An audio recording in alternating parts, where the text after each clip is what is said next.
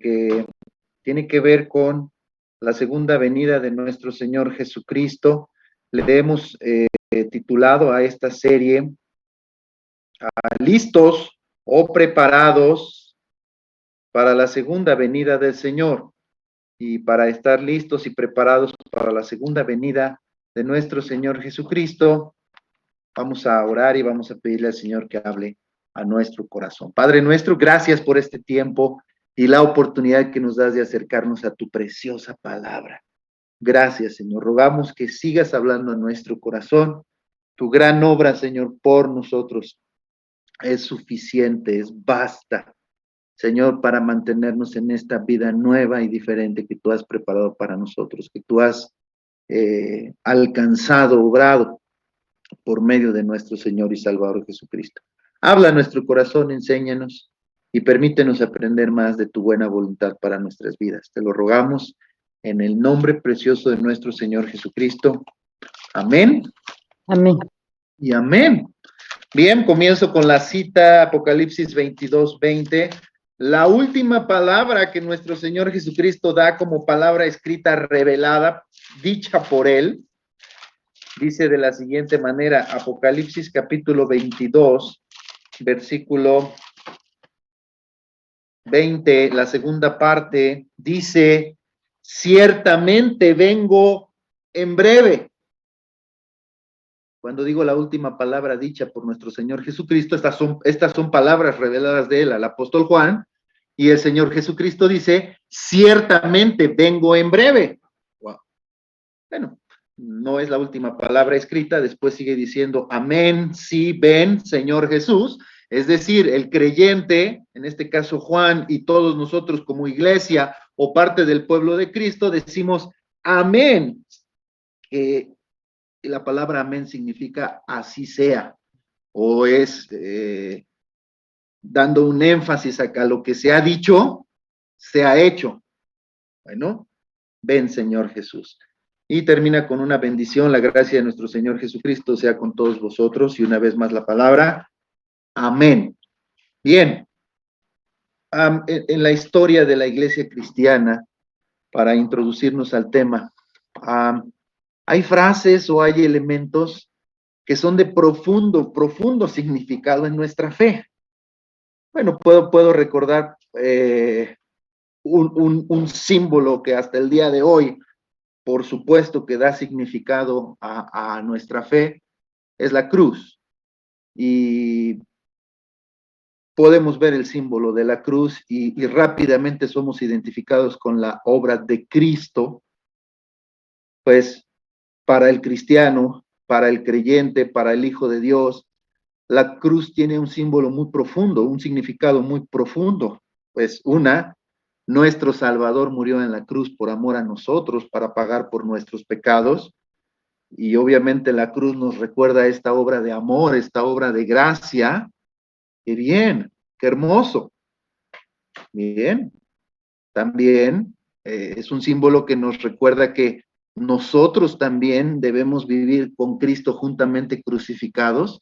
Ya no vivimos nosotros, sino ahora también vive Cristo en nosotros, y lo que ahora vivimos en la fe lo debemos vivir para la gloria del Hijo de Dios. Es decir, la cruz también nos recuerda que nosotros como cristianos no vivimos para nosotros mismos, sino vivimos para aquel que se entregó, que nos amó y que se entregó a sí mismo por nosotros en la cruz. En un sentido, nosotros también, como dice el apóstol Pablo en Gálatas 2:20, nosotros también somos crucificados con Cristo. Y el apóstol Pablo dice, con Cristo estoy juntamente crucificado y ya no vivo yo, sino Cristo vive en mí. Fíjense, todo este símbolo o esta imagen de la cruz, la profundidad doctrinal que revela, que manifiesta, y lo cual podemos tener nosotros presentes como hijos de Dios. ¡Wow! Bueno, voy a recordar otro símbolo en la iglesia del primer siglo, cuando los cristianos eran perseguidos. Recuerden, en muchos momentos de la historia los cristianos han sido perseguidos y no siempre han tenido la oportunidad de hacer esto que nosotros hacemos, de reunirnos y de hacerlo de manera pública y aceptados por los demás. En muchos momentos de la historia los cristianos han sido perseguidos y la Biblia nos relata momentos también difíciles de persecución de cristianos, desde el libro de los Hechos y por ahí también el apóstol Pablo manifiesta en sus cartas, sobre todo en Tesalonicenses o ahí en Filipenses, Colosenses, cuando se habla de esta persecución. El mismo Apocalipsis que nosotros leímos, también el Señor habla de persecución de la iglesia perseguida. Jesús en los evangelios mencionó, bienaventurados sois cuando por mi causa os vituperen y os persigan. Entonces, históricamente los cristianos también han sido perseguidos y en algunos momentos de fuertes persecuciones en el primer siglo y en el segundo siglo, los cristianos utilizaban el símbolo del pececito. Este pez que hemos visto en algunas imágenes, en donde simple y sencillamente son dos, o más bien es la figura como de un óvalo o de un círculo alargado, que se une por un lado y por el otro tiene como la parte de atrás de la colita del pez. Los cristianos lo ocupaban para identificarse sin hablarse, pero si había cristianos en alguna región, en alguna zona, lo que hacían era dibujar la mitad del pez. Y si había cristianos ahí, dibujaban la otra mitad. Entonces uno ponía la curva hacia arriba y otro ponía la curva hacia abajo, identificándose con este símbolo, con este elemento de decir, aquí hay presencia cristiana. Somos parte del pueblo de Dios, somos parte de la familia de Dios y es un elemento muy, pues muy bonito, muy hermoso, que históricamente ha pasado con esto del símbolo del pez. Bueno, ya también viene el acróstico ictus, que en sus iniciales es Jesucristo, Hijo de Dios, reconociendo la divinidad también de nuestro Señor Jesucristo. Pero en las primeras instancias es el símbolo, simple y sencillamente, de la imagen del pez que identificaba a los cristianos como parte del pueblo de Dios. Bien, pues tenemos muchos símbolos, muchos elementos. Hoy quiero comenzarles a hablar de uno que es una sola frase. Miren, algunos de ustedes han oído de esta frase, pero no sabe qué significa. ¿Algunos de ustedes han oído la palabra Maranata? La palabra Maranata. Pues hemos oído esta frase. Algunos lo relacionan con las librerías cristianas, ¿no?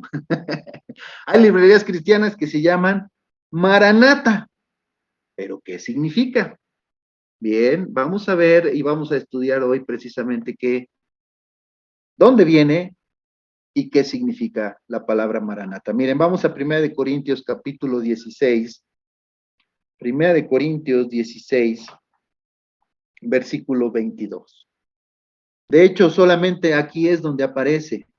Solamente una vez es mencionada por el apóstol Pablo esta palabra y es en este pasaje, en esta porción, 1 de Corintios 16 y 22.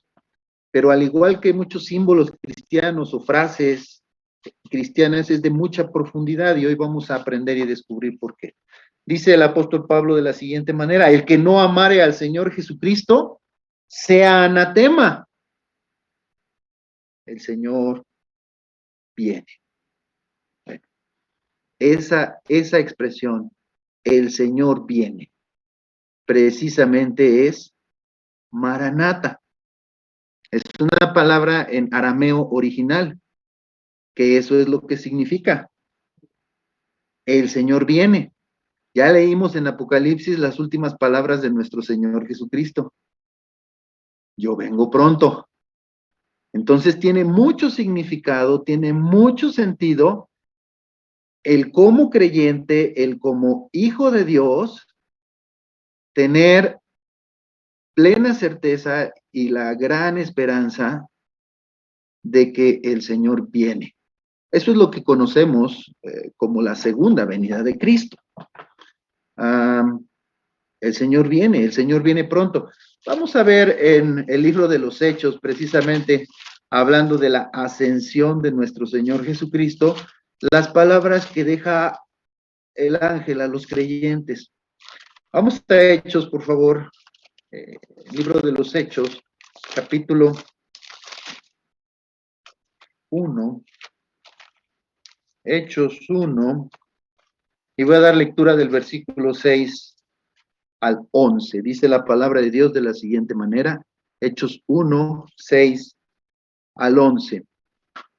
Entonces los que se habían reunido le preguntaron diciendo: Señor, ¿restaurarás el reino a Israel en este tiempo? Y él les dijo: no os toca a vosotros saber los tiempos o las sazones que el Padre puso en su sola potestad, pero recibiréis poder cuando haya venido sobre vosotros el Espíritu Santo, y me seréis testigos en Samaria y hasta en Judea, en toda Judea, y me seréis testigos en Jerusalén, en toda Judea, en Samaria y hasta lo último de la tierra. Y habiendo dicho estas cosas, viéndolo ellos, fue alzado y le recibió una nube que le ocultó de sus ojos. Y estando ellos con los ojos puestos en el cielo, entre tanto que él se iba, he aquí se pusieron junto a ellos dos varones con vestiduras blancas, los cuales también les dijeron: varones galileos, ¿por qué estáis mirando al cielo? Este mismo Jesús que ha sido tomado de vosotros al cielo, así vendrá como le habéis visto ir al cielo. Bien. Este pasaje que acabo de leer del libro de los Hechos es conocido como la ascensión de Cristo. ¿En qué momento es esta ascensión de Cristo? Bueno, después de que Jesús resucitó de los muertos, después de que Jesús se presentó en varias ocasiones a muchos testigos, obviamente entre ellos a sus discípulos, inclusive al discípulo incrédulo llamado Tomás, que dijo: yo hasta no ver, no creer. Bueno, también el Señor se le apareció y le dijo: mira, aquí están mis heridas. ¿Quieres meter o quieres cerciorarte de que soy yo? Y Tomás cae de rodillas y dice: Señor mío, Dios mío. Le dice el Señor: bueno, Tomás, bienaventurado porque tú viste y creíste, pero más bienaventurados aquellos que no vieron y creyeron. Cuando dice no vieron, tienen la fe suficiente para que a través de que se les hable de los hechos, se les explique los hechos de todo esto que está sucediendo, crean. Bueno, el momento histórico de la ascensión es estando reunidos los discípulos, estando con ellos varios creyentes. Recuerdan Mateo capítulo 28, el Señor está con ellos y les dice: toda potestad me es dada en el cielo y en la tierra. Y les da la gran comisión, les da la gran encomienda: vayan y hagan discípulos a todas las naciones. El Señor establece y reafirma el propósito de la iglesia en esta tierra: compartir, ser testigos de lo que el Señor ha hecho y compartir la palabra para que sigamos haciendo discípulos. Y volvemos a leer en esta porción del libro de los Hechos esta expresión de el corazón de Dios porque todos lo conozcan, el corazón de Dios porque todas las personas entiendan este mensaje. Primero, obviamente, reciban este mensaje, después entiendan este mensaje, acepten este mensaje por la fe y se conviertan en discípulos hacedores de la palabra del Señor, y en algún momento también transmitan este mensaje cumpliendo con la gran comisión, que es responsabilidad de todos los creyentes que formamos la iglesia del Señor por todas partes del mundo. Hay un plan, hay un propósito de dar a conocer, que lo conozcan, que por la fe lo acepten y reciban esta salvación tan grande que está ofreciendo, y que no solamente se quede ahí, sino que también lo transmitan a otros y podamos llevar y seguir llevando el mensaje de nuestro Señor. Es el propósito de su iglesia. Y estando Jesús reunido con ellos, entonces les da esta gran comisión. Bien, inmediatamente después la Biblia nos describe que entonces el Señor es arrebatado en el cielo. El Señor es llevado al cielo. Esto es lo que se conoce como la ascensión. Bueno, el Señor es llevado al cielo los discípulos están mirando hacia el cielo y vienen estos dos varones del cielo con vestiduras blancas. Dice el versículo 10, Hechos capítulo 1, versículo 10. Vienen dos varones con vestiduras blancas, que en realidad pues son dos ángeles, y dan este mensaje. ¿Por qué estáis mirando al cielo? Este mismo Jesús que ha sido tomado de vosotros al cielo, así vendrá, como le habéis visto ir al cielo. Esta porción o esta expresión de los ángeles es la misma frase, la misma expresión o la misma idea de he aquí vengo pronto, he aquí estoy con ustedes. Bueno, esta parte, esta expresión, esta forma, hermanos, da profunda esperanza, da profunda seguridad a los que somos cristianos. Al principio de este mensaje, al principio de este tiempo de adoración, yo les decía, el cristiano tiene una esperanza que puede ser basada en lo que Dios ya hizo por nosotros y en lo que Dios está haciendo por nosotros y en lo que Dios hará por nosotros. Hermanos, nosotros tenemos una gran esperanza en la segunda venida de Cristo, porque en la segunda venida de Cristo es todavía la consumación de todas las cosas que el Señor ha prometido que no ha sucedido todavía. Y para este evento y para este momento, nosotros como creyentes tenemos que estar listos. ¿En qué sentido necesitamos nosotros estar listos para la segunda venida de Cristo? Bueno, tenemos que mantener la fe, tenemos que guardar la fe, tenemos que guardar la esperanza. En muchas ocasiones yo me he preguntado, Señor, ¿por qué si ya te conocimos, si ya sabemos que tú hiciste una gran obra por nosotros y nos has perdonado y nos has rescatado, ¿por qué no nos llamas ya a tu presencia? ¿Por qué no nos llevas ya a tu presencia? Porque tenemos la promesa de que todas las cosas van a ser restauradas en su presencia. Miren, algunas cosas de la vida eterna, por ejemplo, es no habrá más llanto, no habrá más dolor. Aquí en esta vida seguimos enfrentando enfermedades, seguimos enfrentando tribulación, seguimos enfrentando angustias, dolores. Eso no se acaba cuando creímos en Cristo. O sea, seguimos siendo personas, seguimos siendo seres humanos, pero la Biblia nos dice y nos promete que en la eternidad con Dios las cosas serán restauradas de una manera diferente. Una de las cosas que dice es no habrá más llanto, no habrá más dolor. Imagínense qué implicación tiene esto, en donde no habrá sufrimiento, no habrá más llanto, no habrá más dolor. La plenitud del gozo del Señor estará con nosotros. Bueno, otra de las cosas que va a ser restaurada es venimos a Cristo, conocemos a Cristo, pero eso no nos libra de la muerte física. O sea, todos en algún momento vamos a morir. Vamos a pasar por ese, llamémoslo así, trago amargo de la muerte. Obviamente el que tiene la esperanza en el Señor, pues lo pasará precisamente con toda esperanza y seguridad de que el Señor lo levantará, que no todo queda ahí. Eso es una gran diferencia, pero de todas maneras, vamos a morir. Yo no sé cuántos de nosotros pensamos en que vamos a morir, pero algún día vamos a morir. Y algunos todavía piensan más, algunos se la pasan pensando, y moriré de esta manera, y moriré de esta, y moriré joven, y moriré más grande, moriré de anciano, moriré en una enfermedad terminal, y se la pasan pensando demasiado en cómo van a morir o cómo va a ser la circunstancia de su muerte, y algunos pues hasta tienden a pensar o a decir, lo único que yo quisiera es no sufrir tanto. Bueno, qué es no sufrir tanto ante la condición de la muerte? Yo diría que toda muerte pues se sufre, ¿no? Nada más que hay de muertes a muertes y cada persona preferiría en sus preferencias o en su manera de ver las cosas, cuál pudiera ser su caminar por ahí. que todos vamos a transitar por ahí, es algo inevitable, aunque hayamos creído en el Señor Jesucristo, es algo inevitable. Vamos a transitar por la muerte y solamente en la condición de la eternidad, solamente en la vida eterna, eso es restaurado. Ya no va a haber más muerte. En la eternidad es muy clara la palabra de Dios, es vida.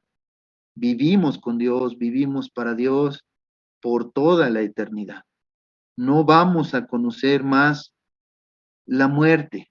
Bueno, ahorita estoy hablando de la muerte física, de este momento en el cual todos vamos a pasar por ahí y vamos a participar.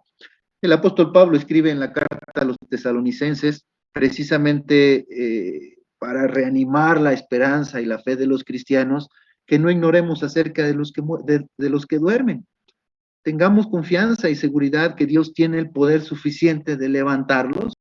Define a los que han muerto o han partido de esta vida en su muerte física como los que duermen, así como si estuvieran dormidos, esperando a ser despertados. Dios tiene ese gran poder, hermanos. Entonces ese no es problema. O sea, Dios tiene ese gran poder de levantar de la muerte a todas las personas. Y los que han creído en Él van a pasar la eternidad con Él. Y los que no han creído en Él van a, o sea, en ese momento, en su incredulidad, se van a dar cuenta de que debieron haber creído. Ya no va a haber esperanza y van a pasar la eternidad sin Dios. Van a volver a vivir, pero van a pasar la eternidad sin Dios. Eso va a ser muy triste, pero es una realidad que ahí está prometida, está profetizada, está dicho, así va a ser. Miren, muchas personas en el momento de la muerte aquí dicen ya descansó, ¿no? Como si al sufrimiento que precede a la muerte, ese fuera el peor sufrimiento que una persona pudiera vivir, y ya entonces cuando una persona se muere, la mayoría de la gente, si no es que todas las personas, dicen, ya descansó. O sea, ya descansó. Bueno, a nuestros ojos. O sea, a la circunstancia que estaba viviendo y enfrentando. Pero ahí no quedó todo. La Biblia es muy clara y la Biblia habla, Dios tiene el poder y cuando venga nuestro Señor Jesucristo por segunda vez, todos los muertos resucitarán, serán levantados. Los que creyeron en el Señor Jesucristo será para resurrección de vida, pero los que no creyeron en el Señor Jesucristo va a ser para resurrección de muerte, de separación eterna. Ahora, cuando digo muerte y la Biblia describe muerte, no crean que, entonces sí, ya descansó y ahí se quedaron y ya, es como si le apagamos a la tele, ya, se apagó, ahí quedó. No, les digo, muchas personas van a ser levantadas de los muertos y ahí en ese momento van a decir, sí era cierto, es verdad, ¿cómo? No creí. Pero ahí solamente se van a dar cuenta de ese paso a la realidad de lo que el Señor dijo y determinó y que no creyeron, que nunca le hicieron caso, y entonces van a una eternidad separados de Dios, destituidos de la gloria de Dios. Eso va a ser muy triste, pero es una realidad que la gente va a vivir. No porque lo diga yo, no porque yo lo establezca, Dios lo dice en su palabra, así va a ser. Y aquí toma todavía más importancia la parte de decir, ¿cómo nos preparamos para la segunda venida de Cristo? ¿Cómo puedo estar preparado para la segunda venida de Cristo? Bueno, el primer paso y el primer punto es, cree en lo que Dios dijo y el Señor estableció en su primera venida.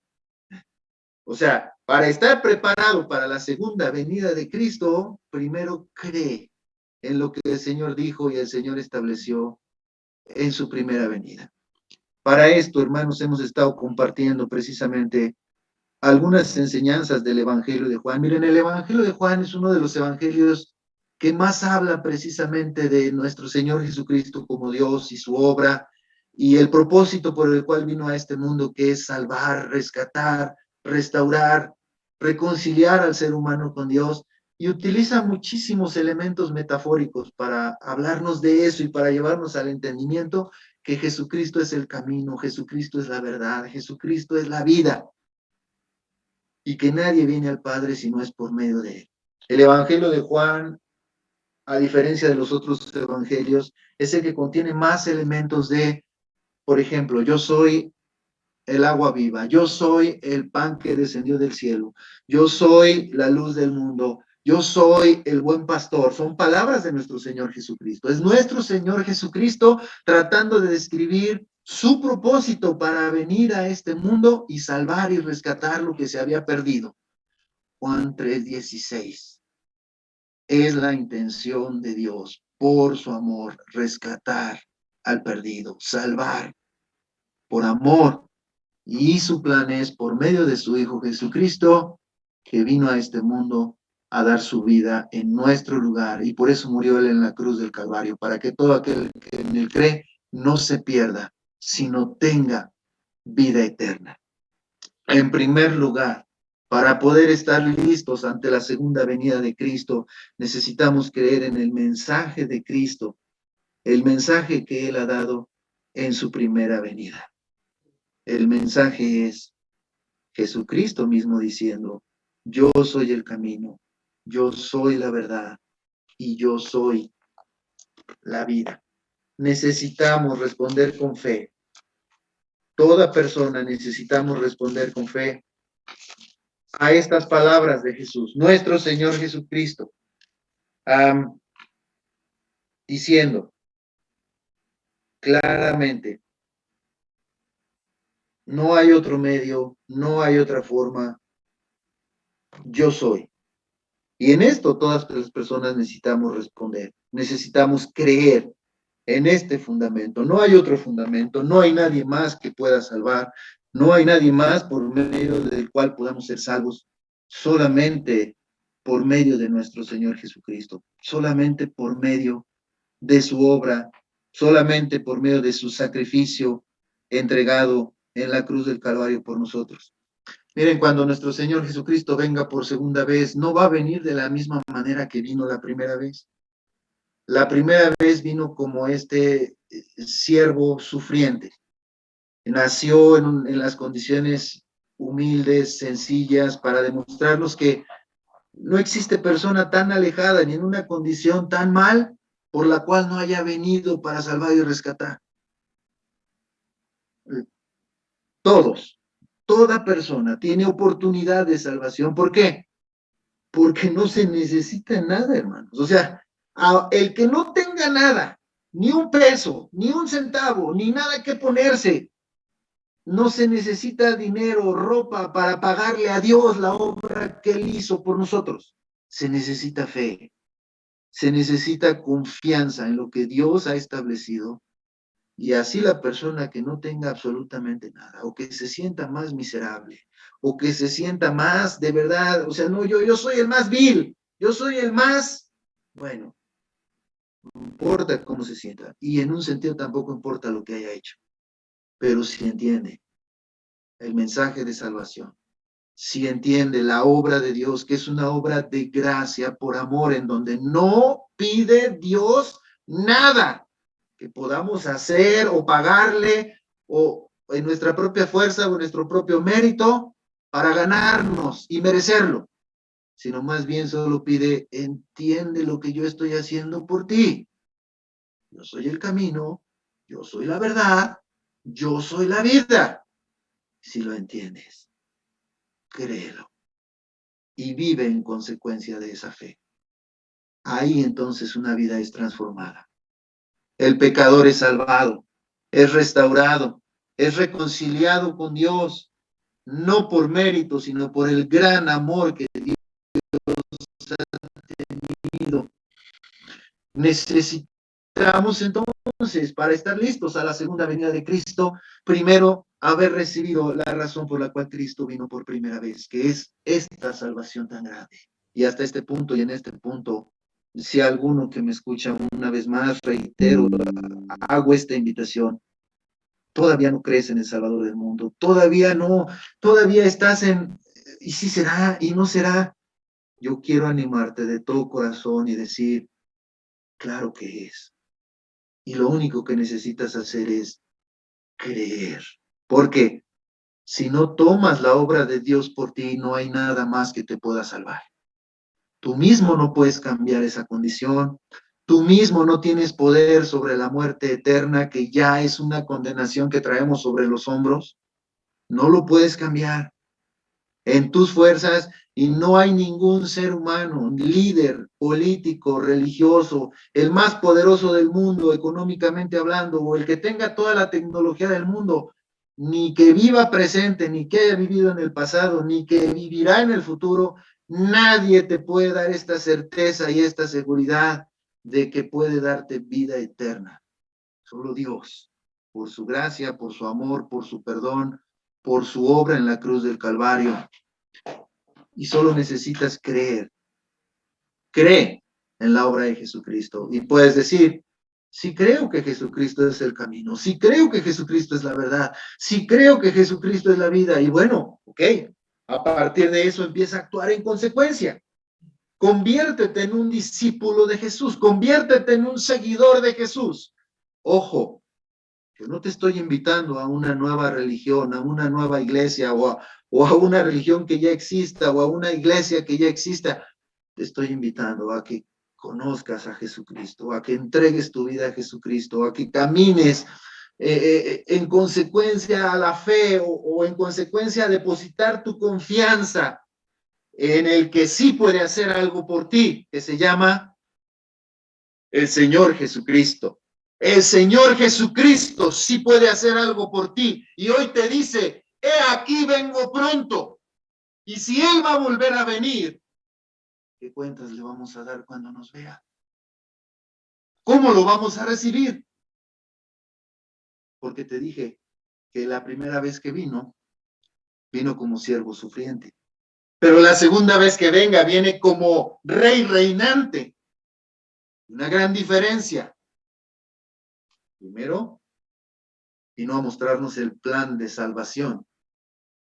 Después viene para juzgar a las naciones. Y el juicio de Dios viene solamente en dos aguas. Hacia los que creyeron y su vida la vivieron en consecuencia a esa fe, porque aquí tengo que decirles, nadie puede seguir igual después de tener un encuentro con Jesús. Te pongo un ejemplo muy claro. Saulo de Tarso, perseguidor de cristianos, asesino de cristianos, que le temían los mismos creyentes, tuvo un encuentro con el Señor Jesús, se arrepintió de tal manera que se convirtió en el apóstol a los gentiles, predicando el evangelio y ganándose un lugar en la iglesia. Claro que todo aquel que tiene un encuentro con el Señor Jesucristo y vive en consecuencia esa fe, su vida es transformada, no por sus obras, no por su mérito, pero por la presencia del Señor en su vida y en el corazón. Las cosas son diferentes, las cosas son nuevas. De modo que si alguno está en Cristo, nueva criatura es. Las cosas viejas pasaron, todas son hechas nuevas. Llamados a vivir una vida en Cristo, digna de Cristo, para la gloria de Cristo. El creyente, el Hijo de Dios, ya no vive para sí. Y bueno, esto será tema de profundidad en otro momento y en otra ocasión. Pero, amados hermanos, la palabra Maranata, que el apóstol Pablo refiere y que es el tema principal sobre el cual nosotros estamos hablando en este momento, es una columna vertebral que nos lleva a recordar: el Señor viene, Cristo viene.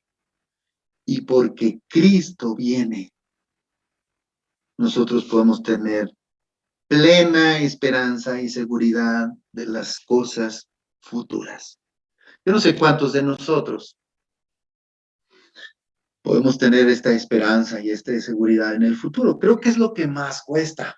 O sea, podemos tener esperanza en lo que ya sucedió, lo que ya pasó. Y podemos tener esperanza hoy y decir, bueno, yo sí creo que hoy Dios está con nosotros. Pero esperanza en el futuro creo que es lo que más cuesta de alguna manera cimentar y desarrollar, porque precisamente requiere de más fe. La definición de fe, Hebreos 11, es la certeza de lo que se espera, la convicción de lo que no se ve.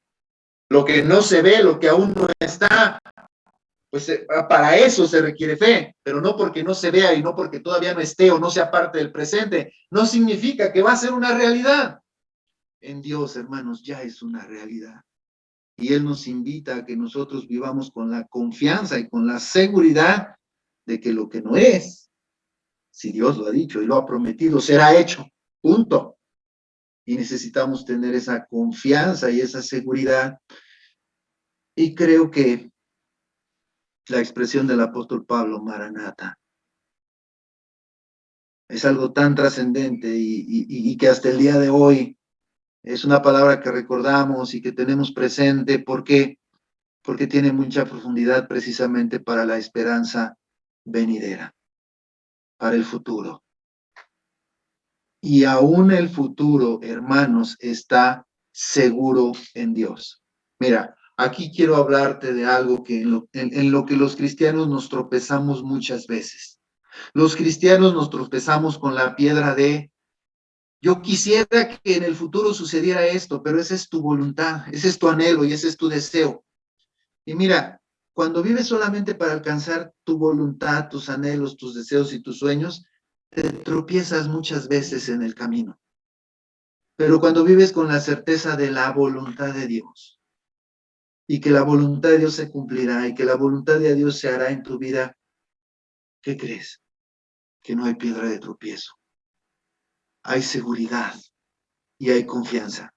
Vale mucho más confiar en la voluntad de Dios que en tus propios anhelos y en tus propios sueños. Si eres un cristiano que hasta el día de hoy ha venido viviendo la fe a la manera de: ay, yo quiero que Dios me cumpla esto, ay, yo quiero que Dios me cumpla aquello, ay, yo quiero que Dios logre esto para mí, yo quiero que Dios me dé esto. Yo hoy te invito a que ya no te sigas tropezando. Yo hoy te invito a que descanses en la buena voluntad de Dios, que es agradable y perfecta. Estoy citando Romanos 12, versículo 2. Ahí no hay piedra de tropiezo. Ahí hay seguridad. Ahí hay plenitud. Sí hay algo que tenemos que hacer, y es tener plena fe y certeza de que Dios hará y también vivir en consecuencia de ello. Hay una ilustración que me gusta mucho. Un pastor estaba animando a su iglesia a orar porque hubiera bendición. Era un pastor rural y era gente que se dedicaba a las cosechas, y les animaba y les decía: pues oremos y oremos con fe, que va a llover. Era una época de mucha sequía. Y oraban y oraban y oraban, y pasaban los días y pasaba el tiempo de las oraciones, las reuniones. Y un buen día el pastor les dice: hermanos, yo veo que ustedes no están orando con fe. Y los hermanos se sacaban de onda, ¿no? Y que el pastor nos está juzgando, ¿qué está pasando? Dice: no, porque yo a ninguno de ustedes los he visto entrar a este templo con sus paraguas y sus impermeables y sus botas de lluvia. Están orando porque haya lluvia, pero no tienen la esperanza de que hoy vaya a llover. Orar con fe significa tener la seguridad de que lo que Dios ha dicho, lo que Dios ha prometido va a ser hecho, y vivir en consecuencia de ello, hermanos. ¿Qué es lo que sí tenemos que hacer? Necesitamos ejercitar nuestra fe de tal manera, no de que pidamos lo que quisiéramos, lo que anheláramos, pero si pedimos la voluntad de Dios, entonces tener la seguridad y la certeza de que Dios hará su voluntad, y que en su buena voluntad entonces Dios nos guía. Y entonces todos los días, hermanos, tienen significado y tienen razón por Él, para Él. De Él somos. Bien. Termino el mensaje de hoy. Este es el primero de una serie de mensajes que tienen que ver cómo estar listos para la segunda venida de Cristo. Recordándoles, primero, si queremos estar listos para la segunda venida, creamos en la razón de la primera venida, que es: Jesucristo es el camino, Jesucristo es la verdad y Jesucristo es la vida. Conviértete en un fiel seguidor de Jesucristo. Entrega tu vida al Señor Jesucristo y camina en consecuencia de esta fe. Ten la seguridad de que Dios cumplirá su propósito en ti. El apóstol Pablo dice en Filipenses capítulo 1, versículo 6, estando persuadido de esto, aquel que comenzó en vosotros la buena obra, será fiel en perfeccionarla hasta su venida. Eso es una seguridad, es una certeza en el creyente. El resultado del mensaje de hoy en el corazón de quien me escucha, yo le animo, yo le invito a que decida ser un fiel seguidor de Jesucristo. Para eso vino Cristo por primera vez a esta tierra, para dar su vida en la cruz del Calvario por ti. Si hoy crees, hoy serás salvo. Hoy tendrás la seguridad y la certeza del perdón de tus pecados y de la vida eterna. Da este paso. Señor, gracias por este principio tan hermoso que es la fe. Señor, tú vienes, Maranata, vienes. El Señor viene. Y Señor, quisiéramos que hallaras fe en el corazón de muchas personas, una fe verdadera, una fe genuina, una fe sustentada por la obra que tú has hecho en nosotros. Y para ello, Señor, si hoy alguno que me escucha decide entregar su vida a Cristo, creer en tu obra, yo ruego, por favor, le perdones y le limpies de toda maldad. Muéstrale y convéncele que no tiene nada que hacer, no es mérito, no hay precio que pueda pagar por la obra de tu gracia, más simple y sencillamente necesita creer en tu obra, tal vez de lo más difícil, porque hay que doblegar la voluntad, porque hay que rendirse y decir si es cierto, Dios, perdóname, y tal vez también hay que decir que se ha sido necio mucho tiempo en el camino, pero Dios opera este milagro, opera esta transformación.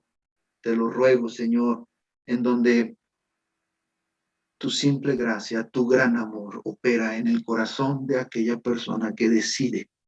Sí, quiero ser un discípulo de Cristo. Sí, quiero caminar con el Señor. Ya entendí, esto no es religión, es más que religión, es una relación personal con el Salvador del mundo. Hoy tengo que responder a esta primera venida de Cristo. Y sí creo de todo mi corazón. Señor, gracias por salvar. Gracias por alcanzar. Una vez más, muchísimas gracias. Por favor, perdona los pecados y limpia de toda maldad el corazón sincero que se arrepiente y se entrega y decide, Señor, caminar contigo. Si este es tu caso, si esta es tu oración, solamente de todo corazón dile, Señor, a partir de hoy, ayúdame a ser un discípulo obediente, aprendiendo. Por favor, ayúdame. Te lo ruego en el nombre de Jesús. Amén. Amén. Amén. Amados hermanos, un fuerte abrazo en el nombre del Señor. Gracias a Dios que nos permite adorarle y estar juntos. Vamos a